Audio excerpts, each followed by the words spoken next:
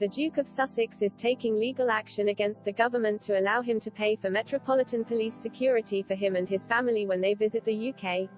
He lost his taxpayer-funded police protection when he and Meghan Markle stepped back from their royal duties in 2020. They currently privately fund their own security in the US, where they live, but Harry is now seeking a judicial review against a Home Office decision not to allow him police protection when in the UK, which he stated he is happy to pay for. His legal representatives claim that the private security team currently employed by the couple does not have adequate jurisdiction abroad or access to UK intelligence information necessary to protect the family. It means that visiting his home is now too dangerous, according to one of his representatives. Yet, some members of the royal family have had to pay for their own private security in the UK for over a decade. Princesses Beatrice and Eugenie, also granddaughters of the Queen, have used their own purses for protection since 2011. They were stripped of their 24-hour police protection after a row erupted over the £500,000 annual cost. It was decided that they would only be given protection when they attended official events on behalf of the royal family, where there would already be a big police presence because of senior members.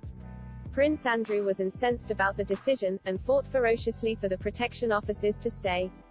He argued that his daughters should be treated differently from other minor royals because they enjoy HRH status, but, in the end, his argument failed for various reasons, one being because of their cousin Zara Phillips, the daughter of Princess Anne, who has no protection, even though she arguably had a higher public profile. The Queen made it clear that she expected them to pursue their own career after finishing university rather than go on the civil list as working members of the firm. This is something they did, with Beatrice currently employed as Vice President of Partnerships and Strategy at Affinity and Eugenie an Associate Director for Art Gallery Hauser & Wirth.